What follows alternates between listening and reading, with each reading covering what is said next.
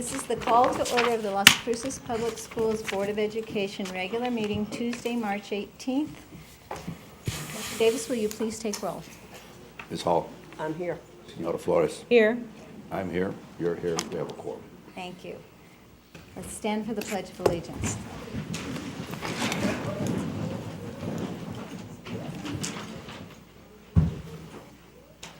I pledge allegiance to the flag of the United States of America and to the republic for which it stands, one nation under God, indivisible, with liberty and justice for all.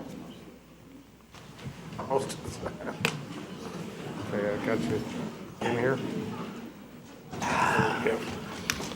Only if I fall asleep. Madam President, members of the board, good evening. I see we have asked standing room only at the back there. We'll be doing some recognition shortly. But before we go to that point, Madam President, members of the board, I'm very pleased to present a duet tonight from the Las Cruces High School Chamber Strings Ensemble. Remember with me that Ms. Jennifer Rogers is the director. She's unable to be here this evening. We have two students, Tony Pettis, who's a junior, and Elizabeth Green, who's a senior, with the chamber orchestra, who will be performing a duet for us. So may I turn to you.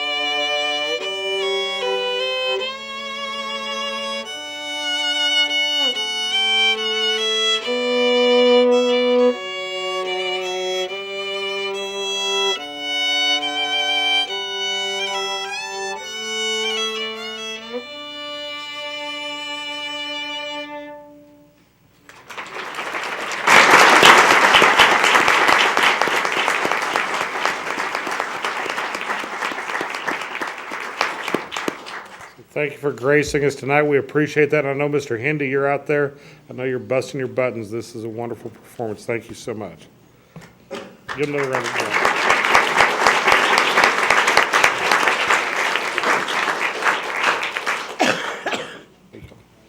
I return to you, Madam President. We're doing one piece, is that correct, or are you doing two? Just one? Okay, thank you so much. They look like they're ready to do some more, and I'm ready for it. With my day, it looked like a great idea. Thank you. Madam President? Thank you. We'll move to approval of the minutes. I will entertain a motion to approve the February 18th, 2014 regular board meeting minutes and the March 4th, 2014 work session minutes. So moved. Second. All in favor? Aye. And I abstain. I was absent, so. Okay. So we have three and one that abstains. And we'll move on to approval of the agenda this evening. I will entertain a motion to approve the agenda. Second. All in favor? Aye. Those opposed? None, so we have the agenda approved this evening. Next, we have consent agenda items. This evening under consent, we have 5A1, approval of property dispositions. 5A2, approval of budget increases and adjustments. 5A3, approval of vendor payments. 5B1, approval of student out-of-state travel. I will entertain a motion to approve the consent agenda items. So moved. Second. All in favor? Aye. Those opposed? None. So the consent agenda items have passed this evening. Thank you, Madam President. This evening, we have a number of recognitions, but may I please take a point of personal privilege? I'd like to introduce the board and ladies and gentlemen to Sean Tyko, who is our new school director of the White Sands Missile Range Child, Youth, and School, what are they? Child, Youth, and School Services. Services. I knew I left something out of that. I'm sorry. And with him is also Dolores Lopez, a familiar face. If you'd like to stand for a minute, let us recognize you.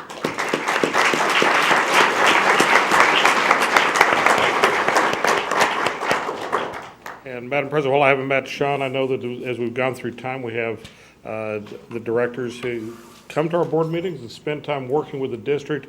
We're very proud to have the White Sands folks as our really strong partners in educating our children and dealing with them, especially those that are on post and those that do business out there and come on and off. So thank you for your dedication and service, and we're delighted to have you here. Welcome to Las Cruces and to Las Cruces Public Schools. Sean, thank you.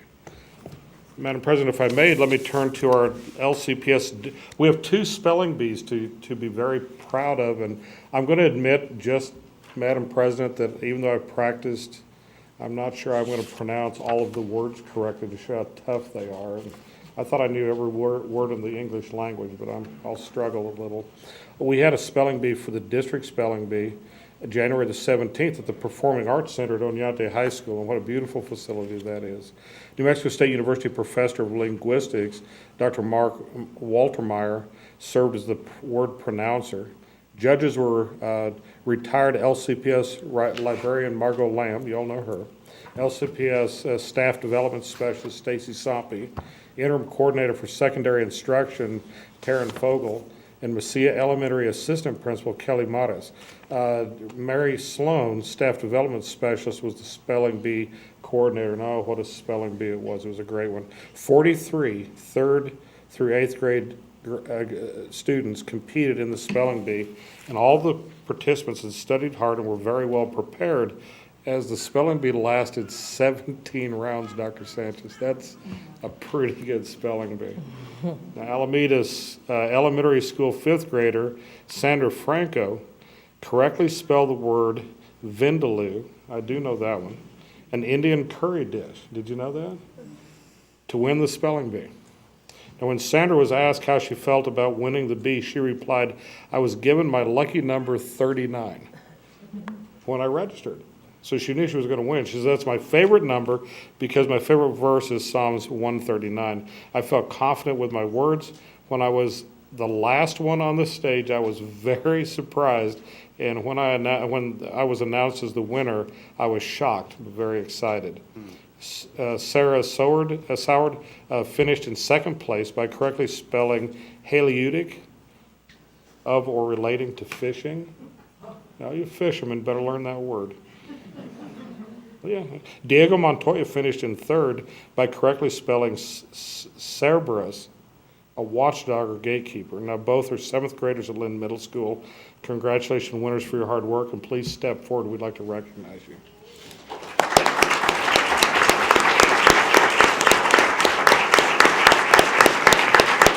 Madam President.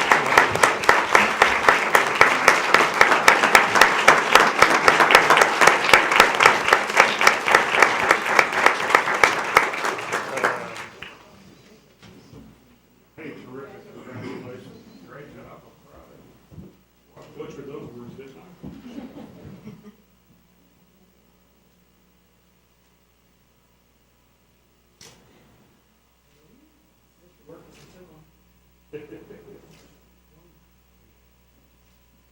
All right. Let's give another round of applause.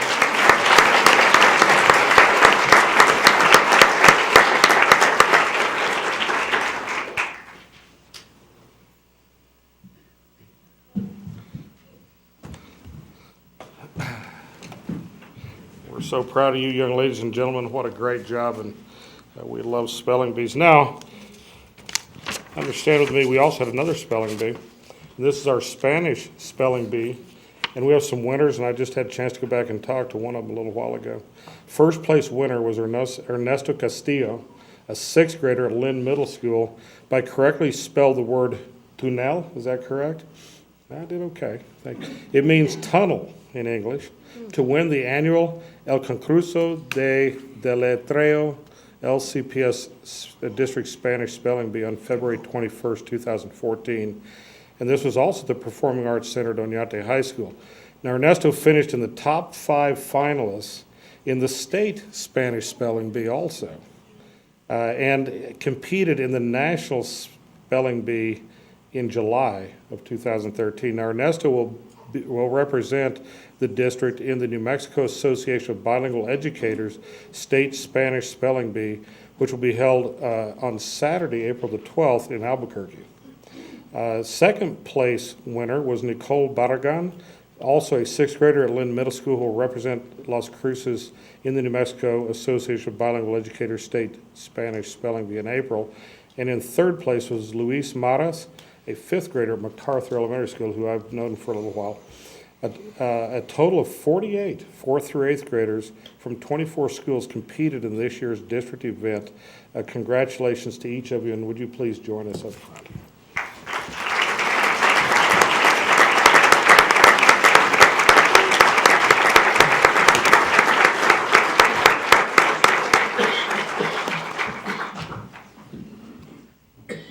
Smile, guys. Congratulations. Great job. Congratulations.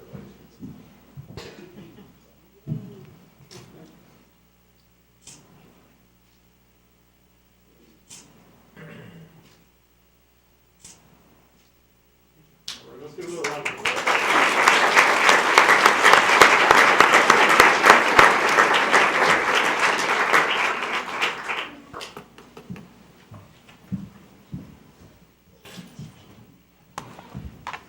Now, Madam President, this is such a fun time of year. We get a chance to recognize all kinds of folks, and the hits keep playing on. So there was a bond election, believe it or not, in February. Remember that? I do. And I want to thank each of you in the public and our staff for helping us pass that. And this evening, we want to recognize some folks for some outstanding work. There are 3 people that I want to acknowledge for their outstanding work for the school bond and 3 mill levy election. Almost 80% of the voters supported the bond. That's wonderful. And we can give ourselves a round of applause for this, by the way.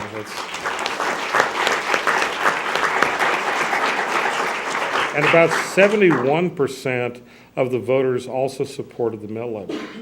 So those are resounding numbers. These are not easy economic times, and folks, I think, stepped up and gave us a vote of confidence. So thank you for that.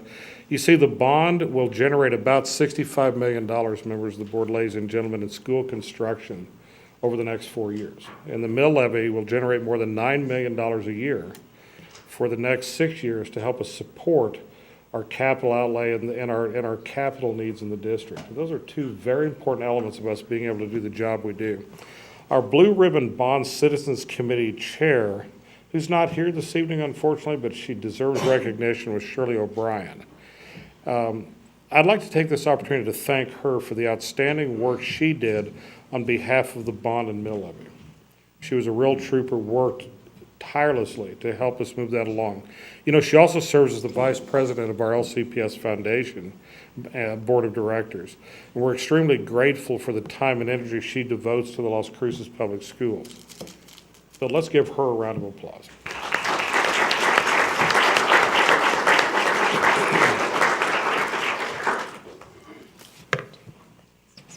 I will come back. I'm sorry. Thank you. I would also like to recognize Associate Superintendent of Operations, Mr. Dane Kennan, for his outstanding work on the bond election. Now, Dane made presentations about the bond and mill levy at nearly 20 schools and civic organizations in December, January, and February. I wondered what he was doing. Never in his office, out running around. Several thousand people learned about the importance of the bond and mill levy directly from Dane, who generated many, many supporting votes all over Las Cruces. Dane, we couldn't have done it without you. We want to thank you so very much. Give Dane a round of applause.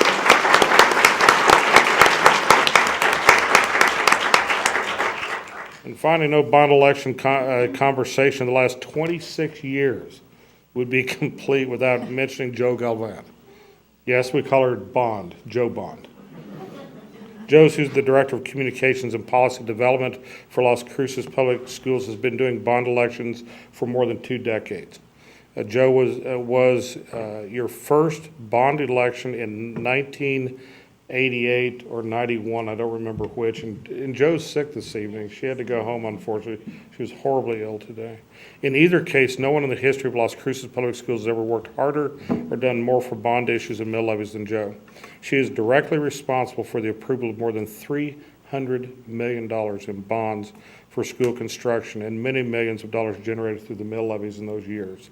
There's simply no words to express the gratitude that this district, I personally have, for what Joe does. So when you see her, she's walking around the streets out there in the buildings and doing her hard work in the district, stop her and say thanks. Just thanks, Joe, for the work you do. And once again, job well done to each and every one of you. Let's give that committee a round of applause.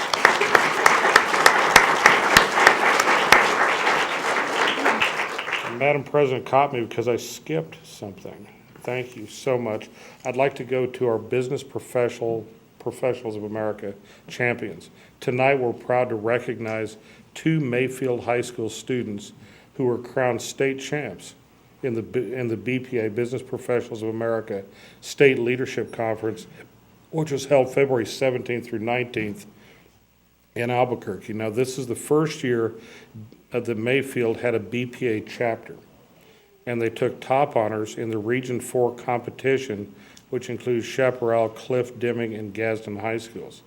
Our state champions are, and if you'd come up as I mention your name, Senior Alicia Pardo. Alicia's parents are Eva Gutierrez and Mark Lopez. Alicia is also involved in Key Club and plans to attend NMSU. Yay, go Aggies, and major in accounting.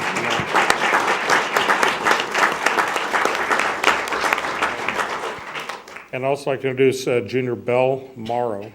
Belle's parents are Tommy and Sandy Morrow. Belle is also president of FFA, vice president of theater production BPA, and a junior class member. Don't know what she does in her spare time. Belle volunteers in Mesilla Valley Search and Rescue and is an active member of the Heart for the World Church. Now, Belle plans to attend college and major in horticulture and agribusiness and minor in floral design. So congratulations to both these young ladies and their sponsors. Let's give a round of applause.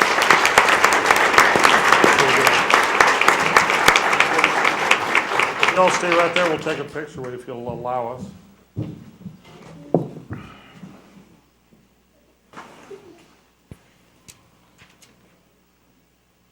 Phyllis and I are getting our exercises. Honor of our energy conservation.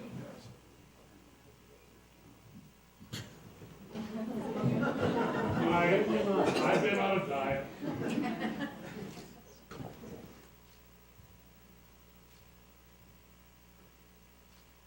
All right, congratulations.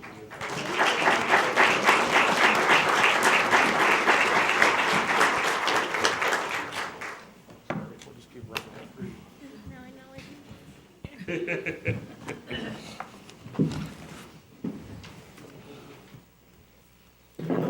Now, Madam President, I'd like to move to item D, which is our Energy Conservation Award. And Jim Mulhauser is here this evening. Jim, come on up. Well, they're on the move again. Jim is out day and night. Did you know that? Yeah, he is. He's one of our 2 folks that gets very heavily involved in looking at our schools to make sure we're saving energy. The traveling trophies for outstanding energy conservation are looking for new homes and should be settled in very soon. Between the second week in December and the second week of January, now think about that, just a month, which, by the way, includes the winter holiday break. The top performing elementary, middle, and high schools, along with the top performing support building, were as follows: Booker T. Washington, And Booker T. Washington had a savings of 40.9%. Julie, good job. Or a total of $2,575 in savings in energy. Let's give them a round of applause. Come on up.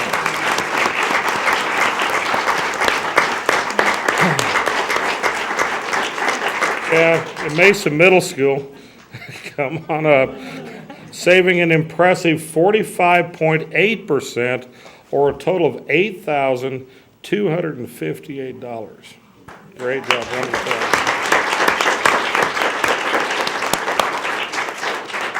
And Mike, you're back there, I think. Centennial High School had a savings of 37.5%, for a total of, hold your hats, $17,795. Let's give it a round of applause.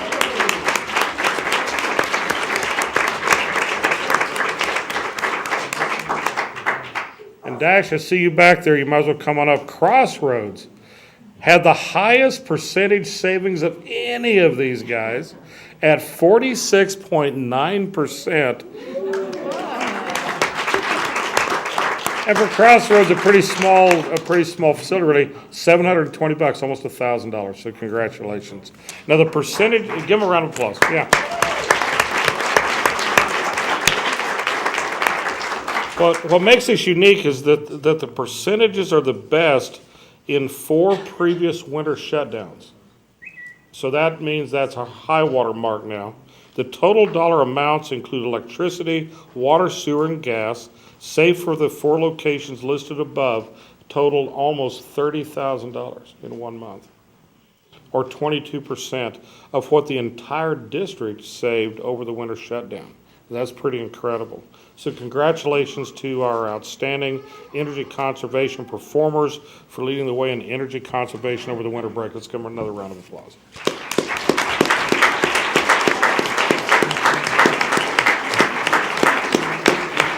And Jim, I think maybe you ought to stand there with them and get a photo, shall we?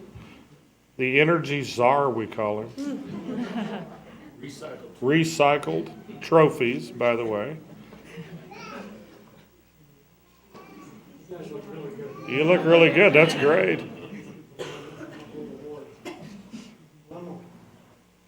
All righty, great job. Thank you. Thanks, Jim. And now, standing back there in blue, I believe, we've been waiting for our Vista Middle School Mesa team. Does anybody know what Mesa stands? Yeah, give them a round of applause. Do that. So Mesa stands for Math, Engineering, and Science. Achievement. Thank you. I was just testing you. Now, that program, would you all come forward, and Madam Principal and sponsor, come on up. So this program that's based at Vista Middle School focuses on math, engineering, and science. As the name says, students are required to participate in several activities during the school year, including academic competitions, weekly meetings, field trips, leadership experiences, and community service. Now, out of 220 teams, the Mesa students placed in the academic portion of the Mesa Day State Championship held February 24th in Albuquerque.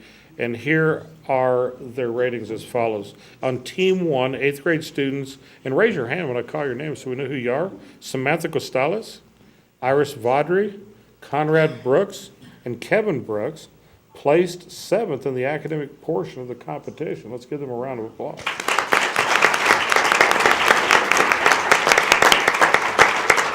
Team 2 is made up of 8th graders Bennett Morgan, Daniel Chavez, 7th grader Jessica Tabizon, and 6th grader Abriano Morales, who placed 4th in the academic portion of the competition. Let's give them a round of applause.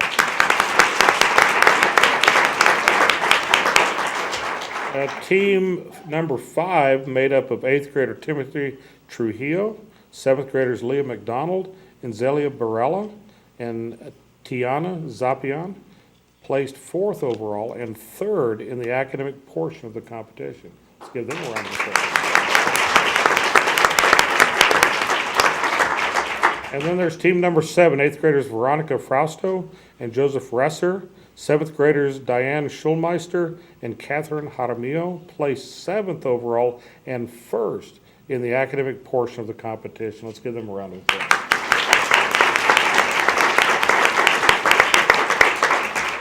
And this is the 3rd year in a row that Vista has brought home a trophy from the Mesa Day competition. Congratulations on a job very well done. And let's give them one final round of applause. And thank you. And let's not forget Vista science teacher Joshua Weisner. Joshua, raise your hand so we can recognize you. Who did I miss? Rebecca Fuentes. Oh, Rebecca, His I'm partner sorry. and comrade in arms. A partner in crime. Well, I've heard about those. That's good. Very good. So let's get some, we got some pictures still coming from the audience. That's wonderful. Good job. Go ahead. Be brave. Good. Very good. Thank you so much. Appreciate it. Do you want to say a few words, Wendy? Thank you, Mr. Rounds. Those of you who know me, I never pass up a microphone. Thank you for letting us be here this evening. Madam President, this is really an honor to be here in front of you again. I know people are a little sick of Vista Middle School, but we are not, right? And if I yell something about Vista Eagles, you are going to say something loudly in return. Yes, you are, Mr. Brooks. Okay. Yes, out of 220 teams in our state, many of them were from private schools or from charter schools who pride themselves on being magnet programs for only science and technology and things like that. But we have proven that public school is where it really rocks because we are Eagles. We can soar! Yes, we do, and we'll be back. Yeah, thank you. Thank you all. Great job. All righty. And thank you all for being so very patient with us this evening. We appreciate it. And you look very good in blue.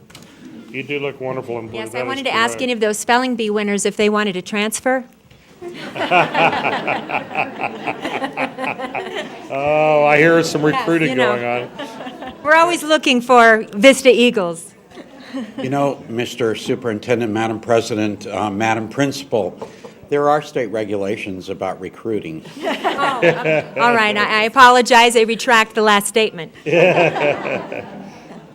Now, finally, we'd like to move to our winter sports state champions. And this evening, I'm very honored and very proud to announce that Dylan Udero, who's a sophomore at Las Cruces High School, is here this evening as a state champion. And would you like to come up for us? This year, Dylan became back-to-back state champ.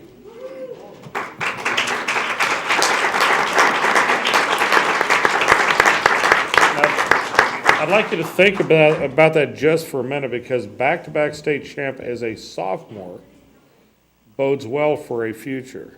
Now, Dylan finished with, now check this out, wrestling's a hard sport, do you know that? I wrestled one time against New Mexico State, and I was pinned in 8 seconds, Dylan. I hate to tell you, boom, I was down on my back, it was done. Dylan had a 34-1 record this year.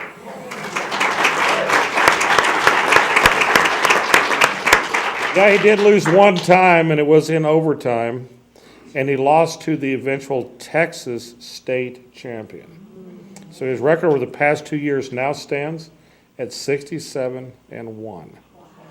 In addition to being two-time state champion in wrestling, Dylan is also a member of the boys' soccer team that were state champs this year. So he has a little practice at that. Dylan's a true student athlete, currently holds a cumulative GPA of 3.5. He's the son of David and Naomi Udero, and is coached by, as you see here, Kevin Marks. Let's give him a round of applause. Congratulations. Good work. We're going to run down here for the smaller group. Are your parents here? Hey, Naomi, David, come on up. Yeah, you need to come guys. Just make them come and have a picture with their son. Madam President, Mr. Superintendent, these are two ex-students of mine. And I might add, David was a 3-time state champion, David? 2 times, so the apple doesn't fall too far from the tree.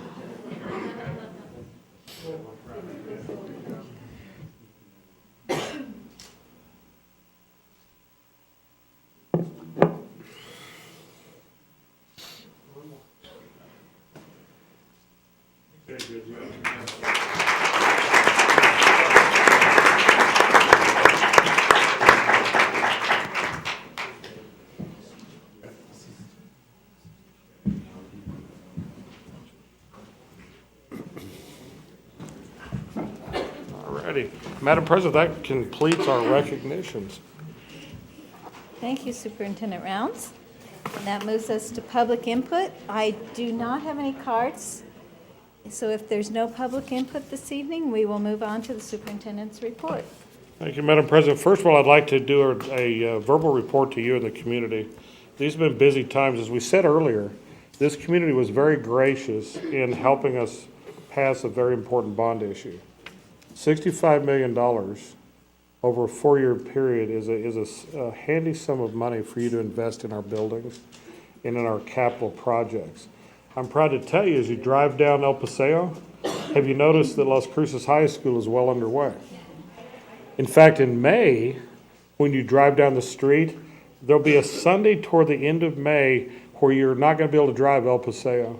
Just a Sunday, as they lift in and put in place on the abutments the bridge that'll go over the top.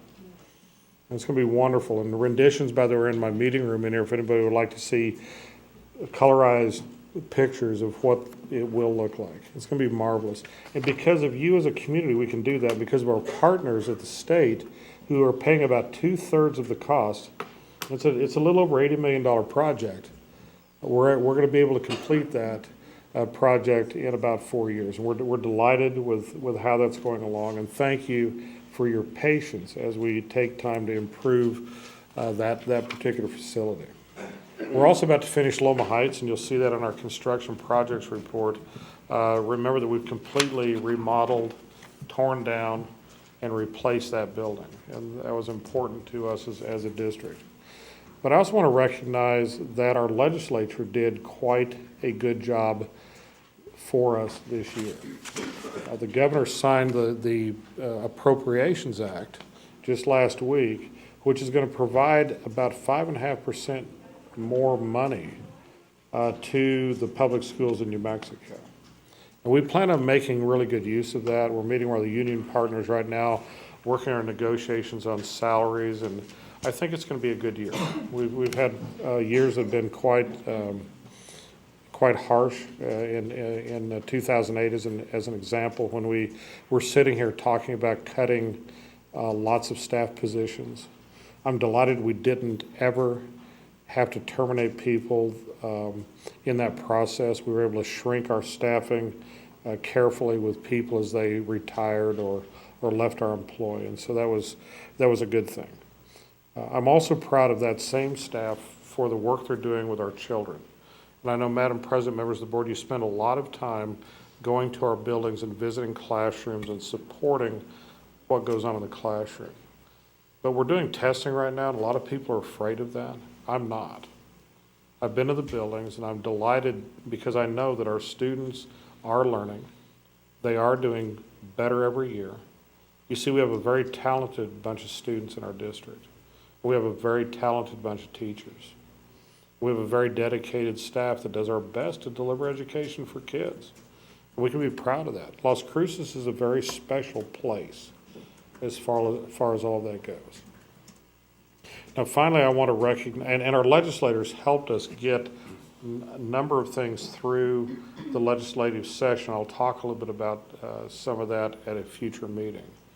But the governor was kind enough to sign virtually everything into law. As an example, we know that our public was concerned about how we're going to give PE credit, because historically we had done it using waivers from the state of New Mexico in a process the state had approved that they backed off on.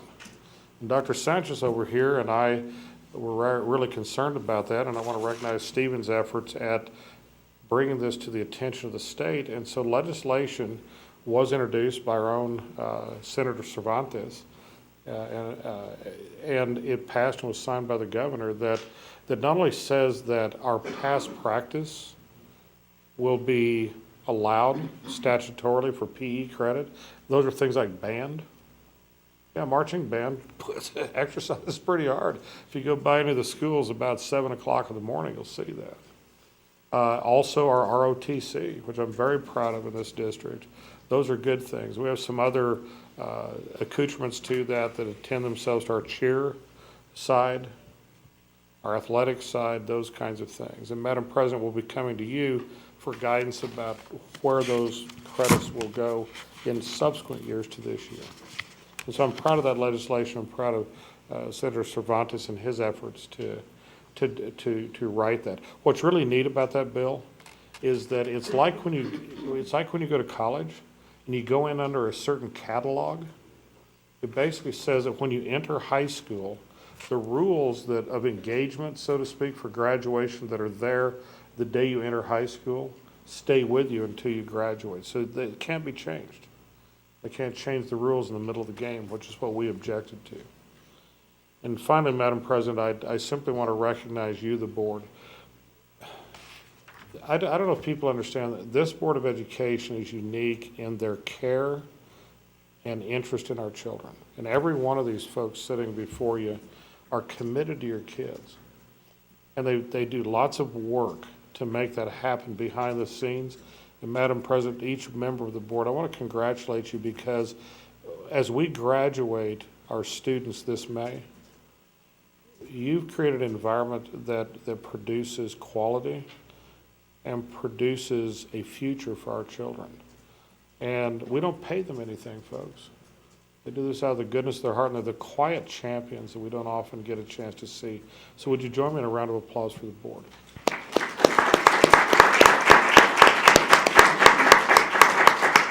Madam President, that completes my report to the community, and I appreciate the opportunity to just reflect on things that are important to what goes on in Las Cruces. Madam President, that moves me to the review of the 2014-15 district calendar. And I'd like to bring Wendy up and Thea up. And these two ladies are the maestros behind the scenes. And they are. Maestro is a good term on this particular art. You know how difficult calendars are to produce. They're tough. And so they'd like to give you a report on our 2014-15 school calendar collaboration efforts and where we are today.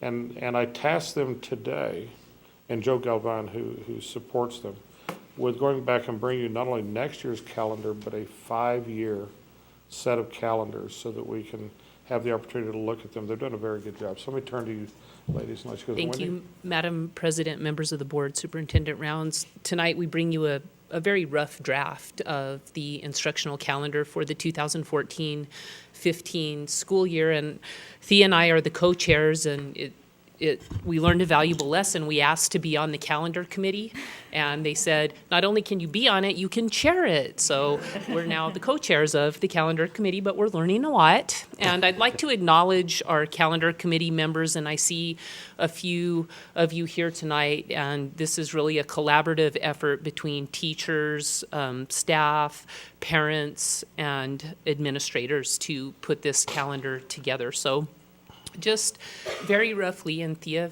feel free to jump in anytime here. So instructional days wise, the calendar is very similar to the calendar that we have this year. We have 3 designated professional development days, data days before school starts, and then 1 during the semester based on input from teachers. The staff work day prior to school starting remains, and then a K-12 parent-teacher conference day. And we have a little more leeway than we thought by when school starts. So it looks like we'll be able to start actually on a Monday in August rather than a Tuesday. And the spring semester, 89 instructional days, 2 designated professional development days prior to students starting in the spring semester, a staff work day, K-12 parent-teacher conference day, and a makeup snow day in there. And on the right, you see the typical holidays for the spring and the fall semesters. So that's a very rough draft. We will meet again with the committee this week to kind of formalize things a little bit more and then present it to Mr. Rounds. And Madam President, members of the board, we intend on bringing the finalized calendar to you in your April 1st retreat, or I think it may be a special meeting attached to it. Special session. And then we would anticipate action at the April board meeting, regular meeting, that'll adopt the calendar. And as I indicated, we're going to attempt to bring you a 5-year set of calendars, and the board then could select from 1 through 5, depending on your comfort zone with that. And folks, the reason we do that is there are wild card days, I will tell you, and it goes like this. Because we have K3 plus that's in the summer, there's a little problem with a holiday called July 4th, Independence Day. And it floats, and some days, some years it's during the week, and some years it's on the weekend. And that works through certain work days when that happens. And then you get to a decision that has been made in these calendars where the election day and Veterans Day, we want to recognize each, but we don't have enough numbers of days between the end dates to do it. So we have proposed to you in the past, as our current calendar is, those alternate. On election year, Election Day would be the day off, and on non-election years, Veterans Day would be. So there are nuances like that. And then there's a natty little problem with another day called leap year. And when that happens, that also changes some things that happen in calendars. And so with those kinds of gyrations and our requirements for student contact, instructional time, it creates quite a dilemma. And so this has been a very good job by this committee. I want to congratulate them and thank them. And members of the board, we look forward to these folks bringing you your formalized calendar at those dates that I mentioned to you. Any questions the board may have, Madam President? Questions? Thank you. Thank you. Madam President, that brings us to item number 3, and this evening I'm delighted to see Herb Torres. You all know Herb well. Herb has been working as our special master with the Las Montañas Charter High School. A matter that will be coming before you soon is whether or not to renew the charter at Las Montañas. So to help prepare you, the board, Herb has been working with Las Montañas and is here this evening to discuss his findings and to answer questions the board might have as we move toward that critical decision. So good evening, Herb. Good to see you. Good evening, Stan. Madam Chairman, members of the board, Superintendent Rounds, it's a pleasure to be here this evening before you to give you an update on the work that I've been doing over the course of this school year with the Las Montañas Charter High School on your behalf as they move forward to attempt to meet the objectives that you folks have laid out to them regarding their continuation of their charter into the future. And I have to tell you that there is a written report that will follow this report that I will forward to you members of the board through the superintendent's office, much like I sent one to you in early November.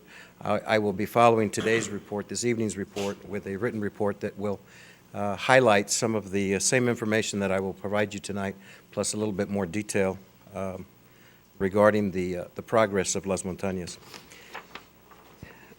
I want to focus on 5 pieces which have been critical and very targeted pieces that you as a board sent to Las Montañas as objectives for them to be able to continue with their charter at Las Montañas.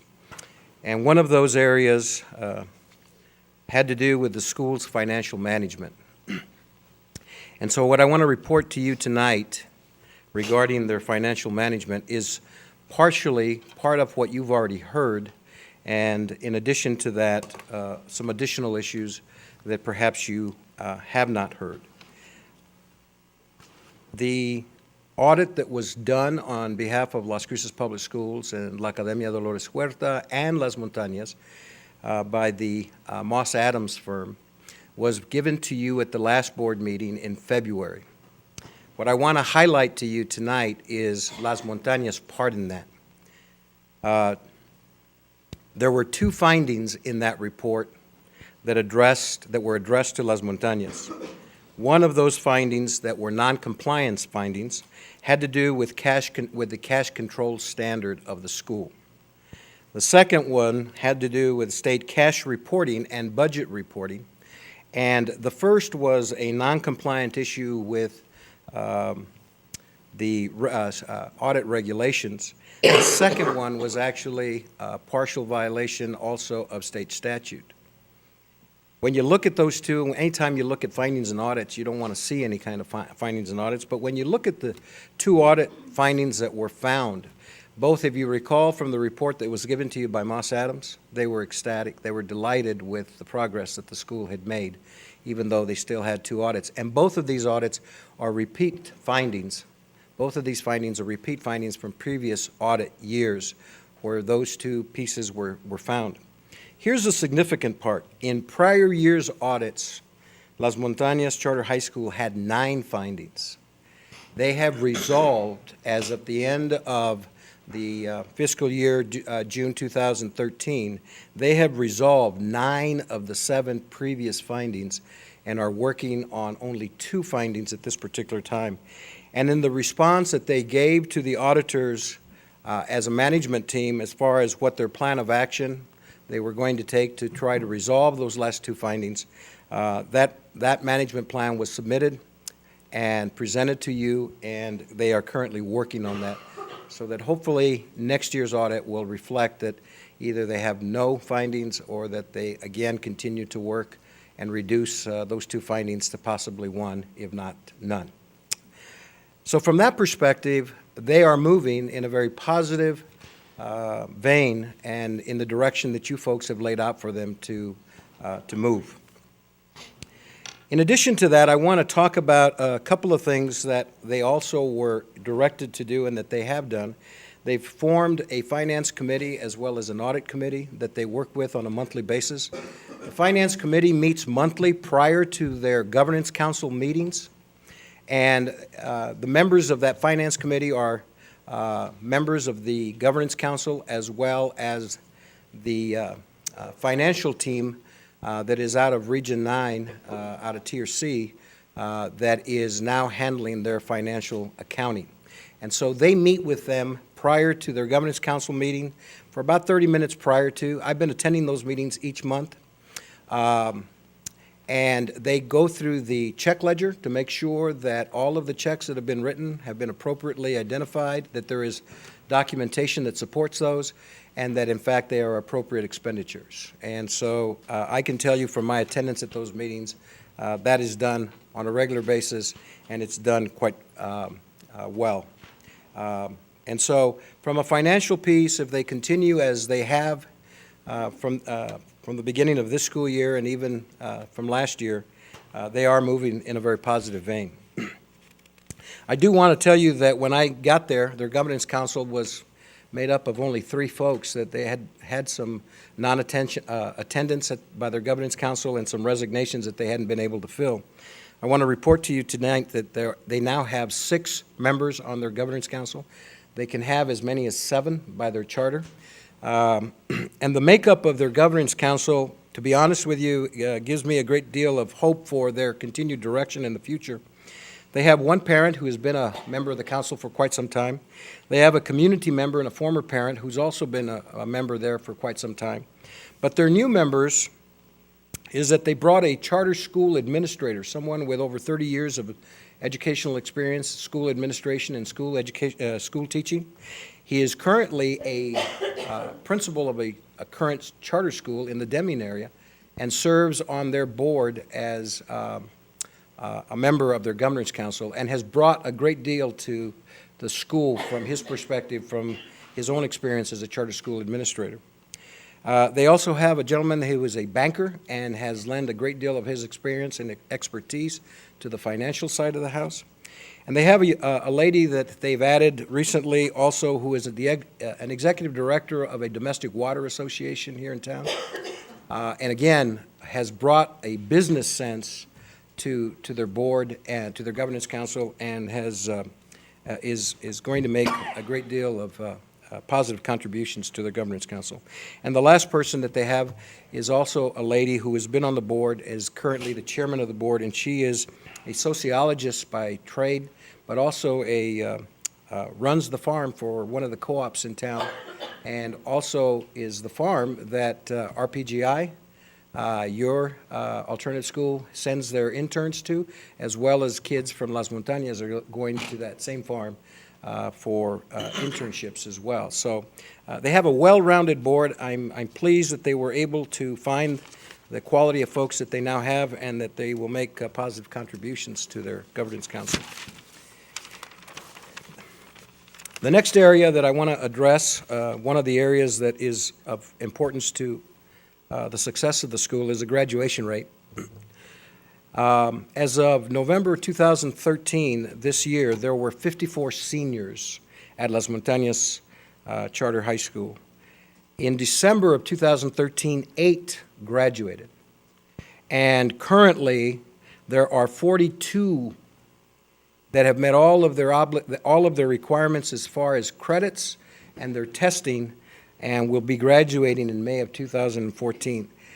That's a grand total of 50 graduates from Las Montañas that will graduate between December and May. They started the year with 54 seniors. They've lost 4 of them in the process.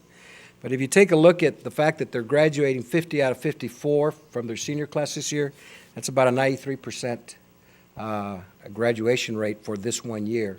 It's not a cohort data piece, but it does give hope for the fact that when they get kids to that point, they're able to hold on to them and graduate them. When you take a look at that class of 50 that's graduating this year, 29 of them started with Las Montañas as ninth graders. And one of the things that these folks have done is that one of the things that I've discovered in the data that I've looked at, if they get them early, if they get them in their ninth grade year, whether it's their first semester or second semester, they tend to hold on to them relatively well.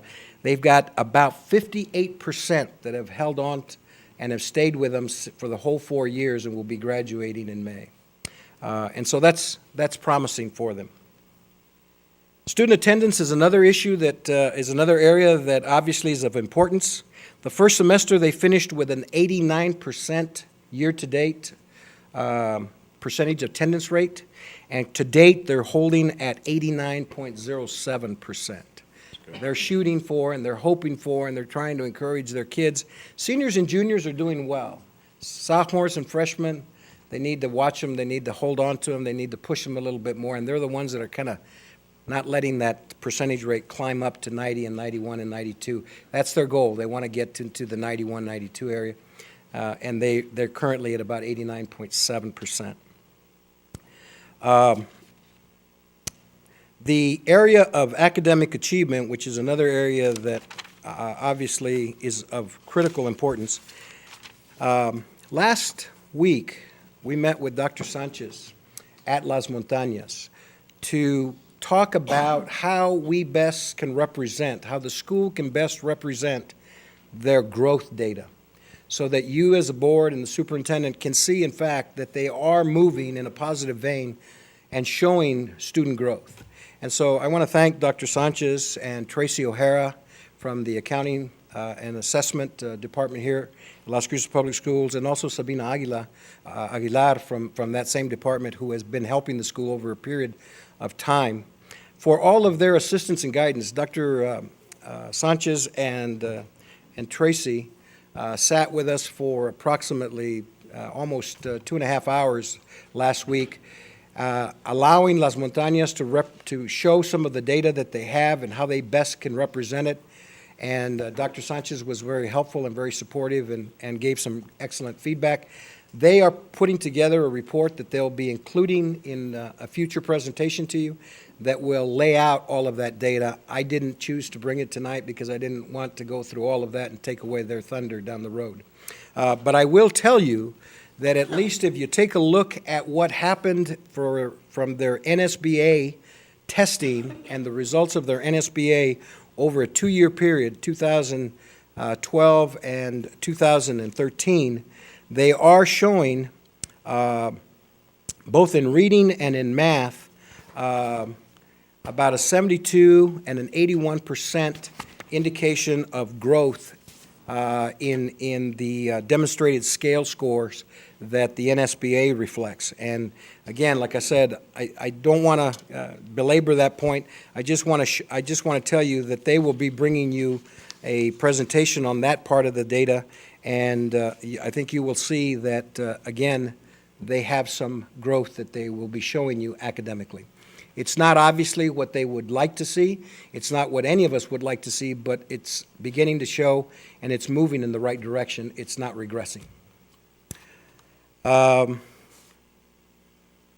last piece that I just want to bring to your attention are some notes of significance that I've seen over the time that I've been at the school. One of the things that they've worked very hard at this year from the beginning to now is to try to create an initiative in order to respond to the needs of their students and the deficiencies that they have, particularly in the areas of math. And so they've created some response to intervention initiatives, one of them being that they take all of their second and third year students who have been identified with math deficiencies, and they're assigned 2 out of 4 days to go during their advisory period and work with math teachers as part of their math intervention program. In addition to that, they also take their second and third year students who have been identified with reading deficiencies, and they've assigned them to a program called Reading Plus, similar to your Reading 180 here at Las Cruces Public Schools. And all kids who have shown a deficiency in reading are now being worked with as a part of the 90-minute block that they have in English with the Reading Plus program as part of their RTI initiative. In addition, the administration has indicated that for the 2014-15 school year, all ninth graders will go through the Reading Plus program just as a part of the initiation of trying to meet the reading deficiencies right off the bat, and every ninth grader will go through that, and now that they have that in place, they can continue to have a sequence of support for those kids. Part of their RTI initiatives is that they hired a part-time math tutor coordinator who is a student that graduated from New Mexico State, an engineering student. They've also recruited 6 NMSU engineering students who are now tutors and volunteer their time at the school and work with 2 of the math teachers in a math lab program in which they use individual instruction, tutorial instruction, computer-based instruction, and the iPads that were provided to the school and to the students, working with the Khan Academy as another piece to try to continue to support the tutorial efforts for the math deficiencies that their students are showing in both the area of Algebra 1 and Algebra 2. They have purchased iPads for all of the faculty and for every student in the core curriculum areas, so that they're now using the iPad technology as an opportunity to assist their instruction. They've assigned the receptionist at the school, who was just doing reception work, now as an attendance clerk. And so when students miss a second day at class, they're being called, parents are being called, so that the parents are aware that their student has missed now a second day.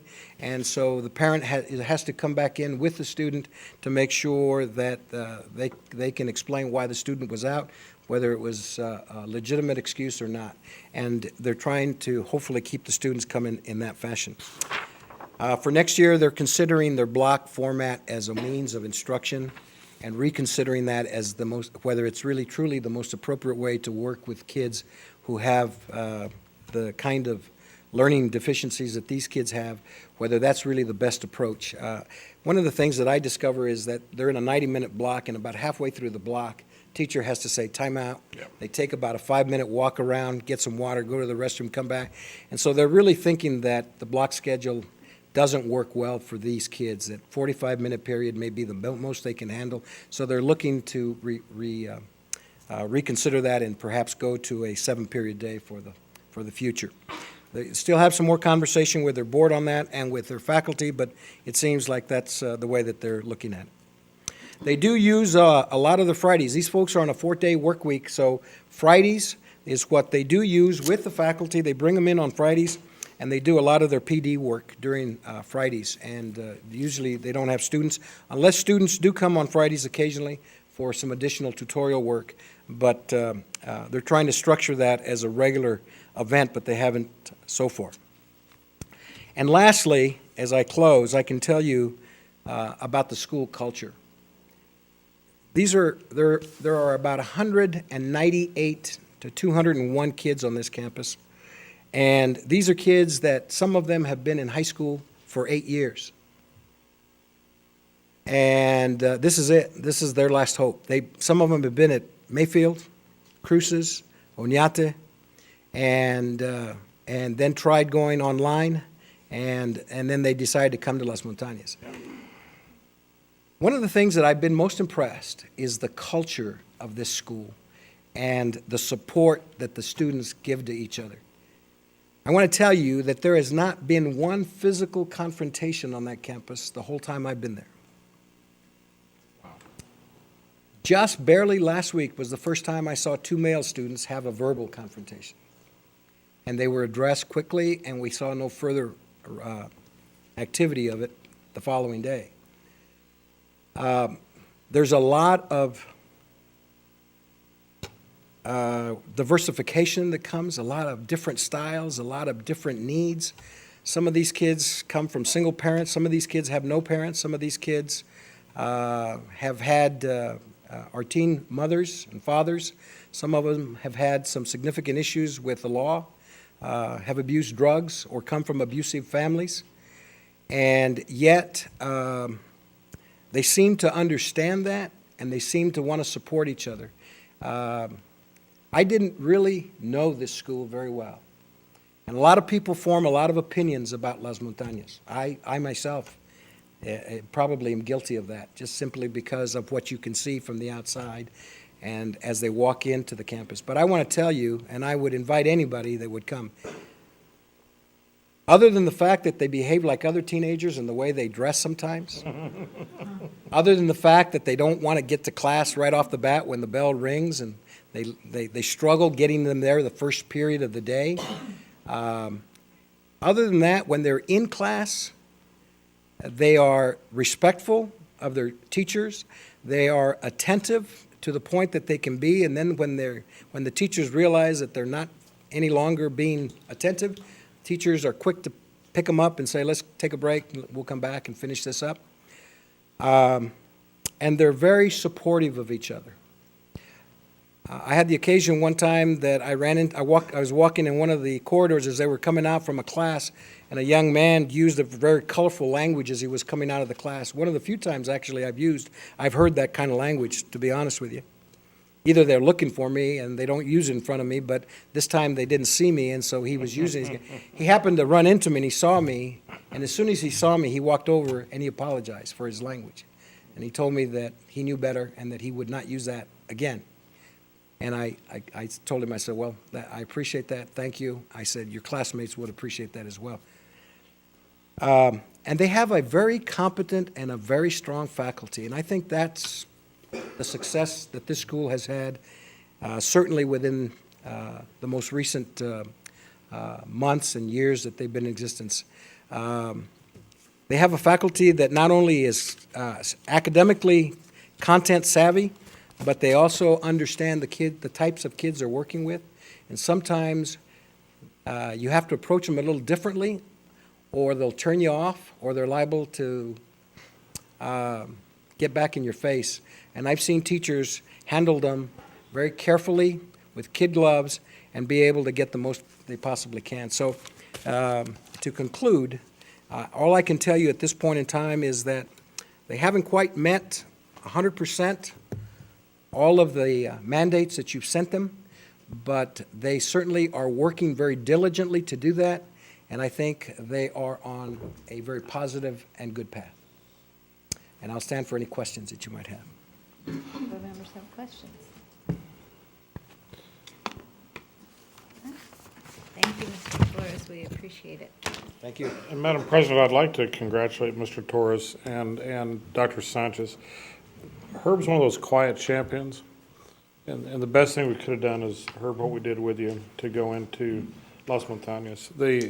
As you hear, the effect that we have had on that school is magnificent with his personage. And so I want to thank you for your diligence. It's been good work for the district, and we'll be bringing you a recommendation. And Stephen, thank you for you and your staff's hard work with them to support what goes on. They're all our kids, you know, they're all our kids. So thank you.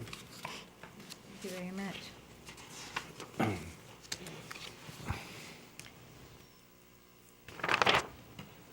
That moves us then under the superintendent's report to, under human resources. We had a certified classified report in our packet. Do board members have any questions? Superintendent Rounds, we have the teacher evaluation. We do, and Madam President, members of the board, thank you. I'd like to have Dr. Marufo work through this with you, and this is a quite elegant piece of structure we have. Liz? Thank you.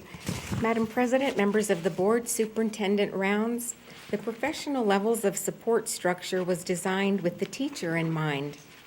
Each level of the support structure up on the screen is aimed at providing professional development support for teachers as they progress through the new teacher evaluation. Any teacher wishing to develop their teaching will be encouraged to utilize the structure. However, teachers who have received an ineffective or minimally effective rating on their evaluation will use the structure as a means to support their advancement to the effective range. So I'd like to take a moment to review the visual for the audience and for the board. The first level of support in the green bar allows for the teacher to utilize the Teachscape Learn environment, which is the online professional development videos and resources aligned with each of the 4 evaluation domains. The second level of support in the yellow bar once again allows the teacher to utilize Teachscape Learn as well as participate in specific and focused workshops offered by the professional development staff and aligned to the teacher evaluation domains. The third level of support in the red area reaches a growth plan. In this area, the teacher utilizes Teachscape Learn, attends professional development workshops, and will also have coaching and mentoring expertise provided by the school's instructional specialist and/or district and departmental specific coaching, such as bilingual or SPED-specific coaching. The professional levels of support structure has been launched with new teachers through the Beginning Teacher Induction Program, and feedback and input from the group will provide for adjustments for the 2014-15 school year. I'd like to thank Dr. Hand at the Professional Development Center along with some of her staff for their involvement with the development of the support structure. That concludes my presentation, and I stand for any questions you may have. Senora Flores. Yes. Thank you, Madam Chair. Dr. Marufo, if I'm to understand this, most teachers would be at the first level of support to get through the Teachscape. Is this part of their evaluation every year? So actually, if a teacher receives an effective rating, Yes. and they wish to advance to highly effective, they can go through this process. So then it's optional. It's optional for teachers who receive effective and wish to advance. For teachers who received a 1 or a 2, which are ineffective and minimally effective, it will be highly recommended to support the teacher's advancement to effective. Okay, so then most teachers would stay within the first level of support, correct? That is correct. When would they do this? So the Teachscape Learn is available online at any time for a teacher to utilize. They can utilize it from home, from their classroom if they would like to do so. How long are each of these modules, or are they all different lengths? They're all different lengths, and the modules, the videos reflect, or they show teachers at an ineffective range moving up to exemplary, so it provides the teacher with examples at all levels.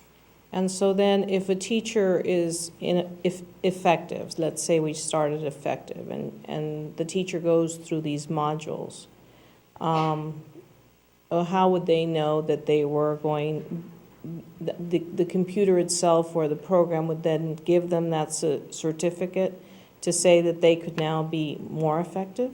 They receive a certificate of completion. Reviewing the videos, there are also reflective questions for the teacher to answer. You can input the responses into the Teachscape Learn component, and at the end of so many videos that however many the teacher desires to use, they will receive a certificate of completion. I'm just wondering when they're going to have time to do this. That's my only concern. It seems like a lot of work. I don't know. I'd like to hear what staff has to say about how this works out. We don't get to take these, so we don't know. Madam President, one of the things, Senior Flores, that we may do is we'll ask our unit affiliates to assist us with analyzing our use of this. This is our boots on the ground assistive design that we have that we think will give us some help. It's still going to be relationships that we have at the building level as we work with each other. These are tools to use for teachers and others to assist in moving through this new evaluation system. Madam President, Senora Flores, I'd also like to just reiterate, we've launched this process with our beginning With the teachers. new teachers, yes. To get feedback from them as well in terms of timeliness, how much time each module may take. So we're utilizing that group as well in the process. Well, maybe it would be nice to hear from teachers that have used it to see how effective.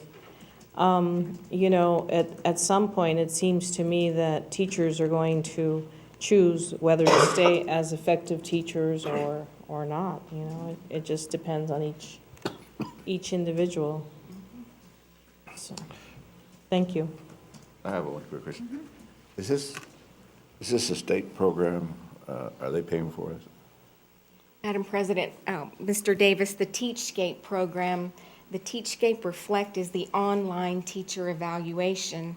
The Teachscape Learn is tied into that. It's professional development online, and it is paid for by the Public Education Department. And what company does this? Teachscape is the company. They have anything to do with the testing? To my knowledge, sir, no. Thank you. Thank you. Any questions? Thank you, Dr. Murphy. That moves us on to other reports. And under instruction, we had a Head Start meal report in our packet. Any questions on the Head Start report? And under operations, we also had a construction projects report. Are there any questions? The Head Start report goes in the record. Yes, it does go in the record. And then, Construction. yes, Senora Flores. The only comment I had on the construction report, and it is in part of the report, but rather the dust control over at Las Cruces Public Schools. I just wanted to make sure that, it's windy right now. Sure. And so maybe just extra precaution, because I know that allergies are high, especially with the students right now. So I don't think the dust is going to help. Madam President, Senora Flores, we'll look into that. We're Okay. getting into the very windy season. Right, And, thank you. We haven't heard any complaints, but that doesn't mean that they may be No, coming. thank you. Are there any other questions on the constructions report? And I believe next month is when we see the full construction report. I think that's correct. Okay, then we'll move on to board items under old business. This evening, we are going to nominate our NMSB Excellent for Student Achievement Award. And remember that this evening, we just pick a name, and then we will honor this person in May, at our May meeting.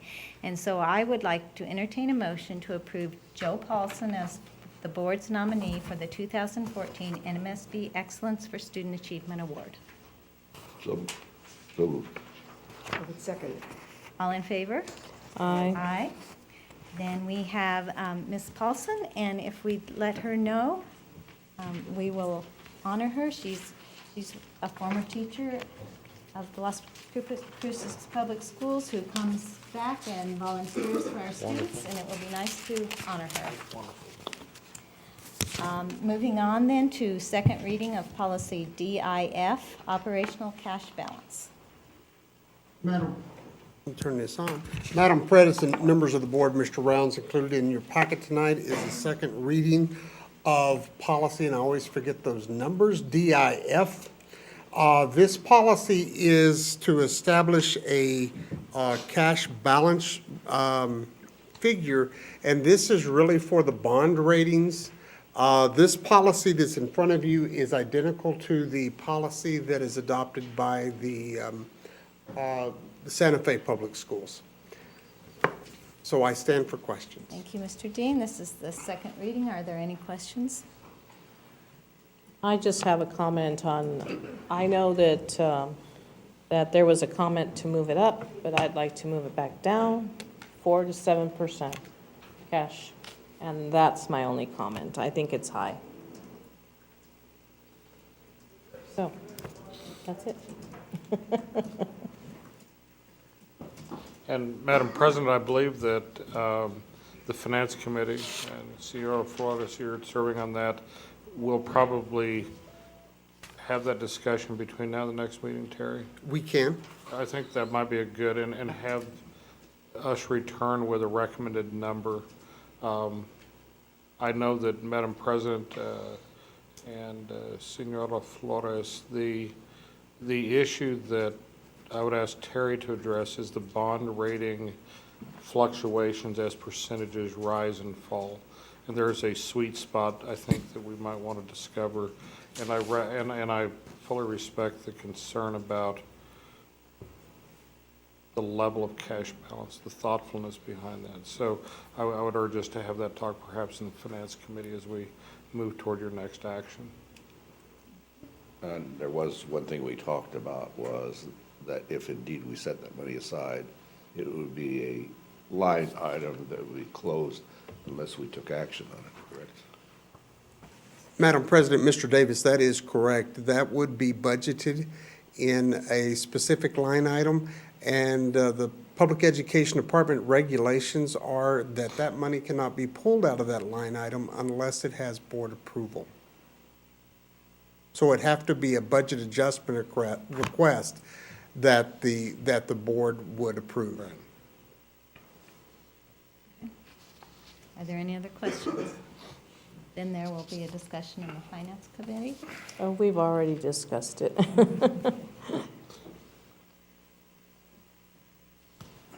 Then this would normally go on to the third reading and approvals. Would you like to have more discussion? before No, that it's happens? fine. Okay. So we have your comment on record? Excuse me. Okay. Yes. We are going to have that discussion before we go to the third reading. And Madam Yes. President, if I may, what I'm recommending is that we place it back to the Finance Committee for reconsideration, and should there be a proposed change, that be reflected in your third reading document. And then, should there be a change, you as a board may wish to bring it forward for an explicit vote rather than under The consent. the consent agenda, is what I'm suggesting. I want to respect Senora Flores's concern you. about the sweet spot and make sure we've had a full dialogue in that. Okay. Thank you, Superintendent Rounds. Then we will move on to the second reading of policy JFA, admission procedures. Thank you, Madam President, members of the board. This is second reading of policy JFA, and we have received no public comments or otherwise about this policy, so it's presented to you as it was. Basically, what this policy does is, could I have the executive summary, please? What this policy is being presented again for consideration is staff review enrollment procedures. This policy addresses something that we did not have in policy, and that comes to registration in the appropriate attendance zone based on the location of the parent's home in which the child lives, in the event a child lives in two separate households. So it helps us and our school personnel to determine appropriate procedures for enrolling children in school. That, Madam Chair, I'll stand for questions. Madam Chair? I have a question. How about where the family turns the child over to the grandparents during daytime? Is that, Madam how's President. that handle that? Madam President, Mr. Davis, this policy covers that, and we have, it's called the custodial rights of parents, and we actually have that in it. It just gives the schools very explicit direction that court orders usually contain information about who makes decisions about change of placement for children. So this specifies for our principals, our counselors, social workers, anybody else, when there's a question about custody and who makes those decisions. Well, I understand that, but in the cases where the mother sends it to the grandparents to be picked up and brought back to that house, that's, as long as the parent says that's okay, then they can ask for a waiver? Yes, Madam President, Mr. Davis, they can. That's covered currently in our policy, so in our regulation. Thank you. Madam President, we'll be explicit in the regulation as these come forward. This sets that foundation that we didn't have, that iterates how you determine where the household is. So. Thank you. Are there any other questions on this policy? Then we will look at the second reading of policy IHC, after-school programs. I believe there have been some questions about this policy. I wonder if we shouldn't hold off on this one until we see the regulations, because we haven't seen everything that's going to be specified, and I think it might be wise to wait until the regulations are developed. Madam President, Mrs. Hall, we're fine with that. I think it is going to be a complex regulation. Staff are working on it now, and there's about 5 people working on it, Mr. Kennan. Madam President, Dr. Sanchez, about 7 of us, and we About meet again 7. tomorrow morning at 8. Okay. So we are happy, Madam President, to hold off and bring the policy with the regulation for your review. Thank you. And Madam President, I know that Ms. Hall and I talked before the meeting this evening about some nuances in this, and we just want to have the right specificity and make sure that you have the grounding in policy. So we certainly support slowing it down, allowing the work that Mr. Kennan and others are doing, and give the board an opportunity to look in at that as we devise the policy. So thank you. Madam Chair and Dr. Sanchez, the only question I had about the after-school programs, I guess, and maybe this will show up in regulation, is training of the individuals that will be working with the students and what experience they have and how they're checked, just for protection of our students. Thank you, Mrs. Flores. That certainly is part of it. The other issue that is complex is not only our own school programs, but when we have external programs that want to come in. So it's getting a little more complicated than what we had originally thought, but we want to be thorough in our approach, so thank you for those comments. And if there are any other issues that any of the board members have or other ideas, please send me an email and let me know or give me a holler. Thank you. Then we'll expect to see that policy along with the regulation before we move forward. Yes. We'll do that. Moving on to new business, we have a first reading of policy GBD, Family Medical Leave Act. And Yes. Rufo? Madam President, members of the board, this evening we have proposed policy on family medical leave, and here to present is Eric Frost, our Director of Human Resources. Madam President, members of the board, Superintendent Rounds, we bring to you the first reading of a new policy, GBD, or the Family Medical Leave Act. Currently, the board does address the Family Medical Leave Act in policy GCC. However, it is one sentence that merely states the district will adhere to the Family Medical Leave Act. The Family Medical Leave Act is a little bit longer than that. There's several sections in here that are specific to public school employees. None of that is covered in your current policy, so we're bringing this forward so that we have policy in place that accurately explains to the district how we're going to adhere to this act.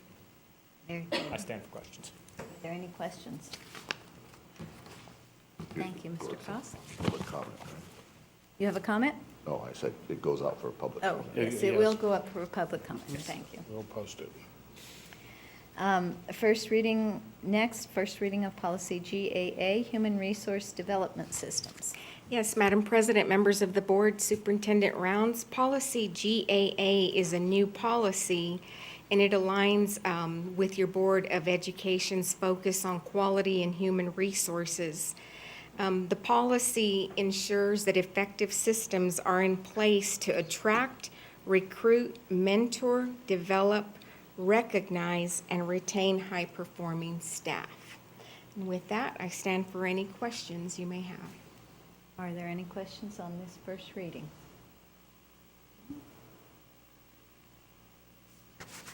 Open for public comment. Make sure. Public comment next. Thank you. Then we'll move on to board member reports. Do we have reports this evening? Ms. Hall? I enjoyed meeting the three candidates for the finalists for the DACC presidency, and I met with all three of them, as did David Franzoy from Hatch. Then on the 10th, he and I met with Provost Dr. Howard just to discuss our feelings and tell him what we had decided on our own. It was very interesting, and I was really happy to have gotten to do that. And then I went to the Great Conversations at Cruces High. There was good information, good interest. The kids were very interested in what the board does, as they were at Mayfield, and they were interested in coming to board meetings and didn't really have any idea exactly when they were or the fact that they could attend. And I appreciate Randy Harris's efforts. He does a very nice job. I think it was a good meeting. Thank you, Ms. Hall. Senora Flores? I have a long one because I wasn't here last time, and so I have a lot to say. I have been visiting the JUMP classrooms across the district this school year. I have a copy for you.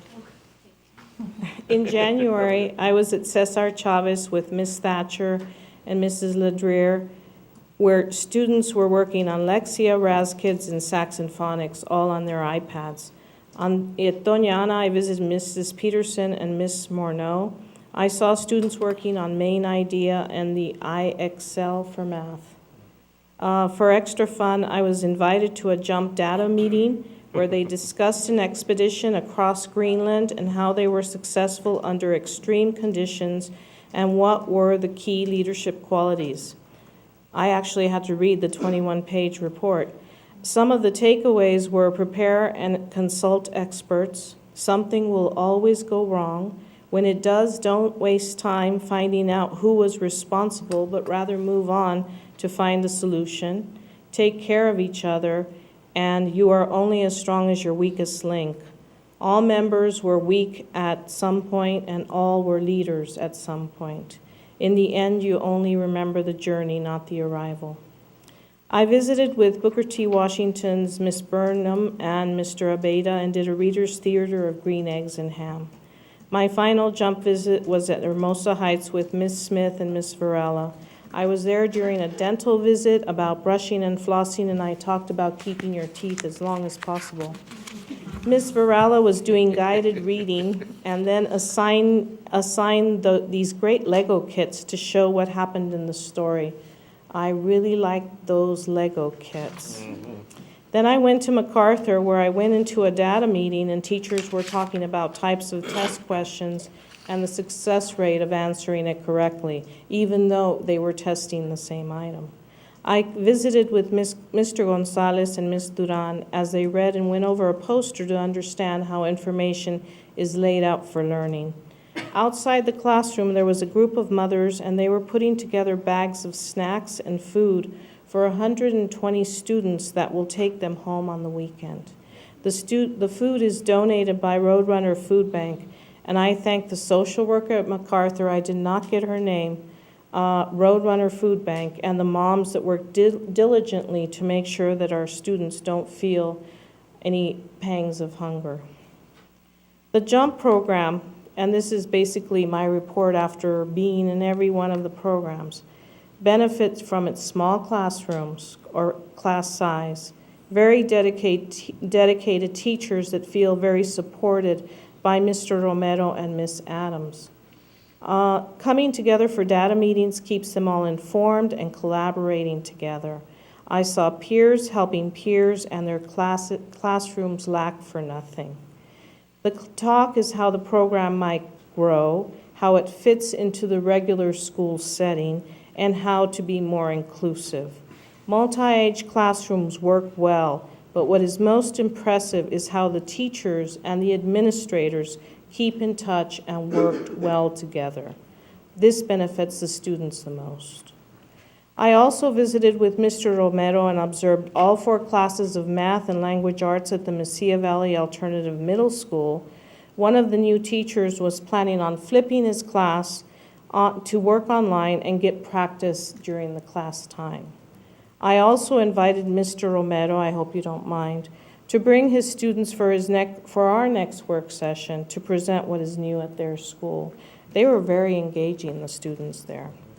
I attended a great conversation at Mesa Middle School where they were dealing with some issues on bullying and how things can go wrong in 21 seconds in the bathrooms.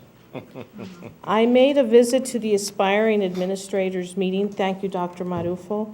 Future administrators presented on a vigorous and joyful student culture. Ms. Jones presented on her school and gave everyone special nuggets of knowledge. She emphasized, again, shared leadership, and her staff teaches like champions. I thought that was a very positive message.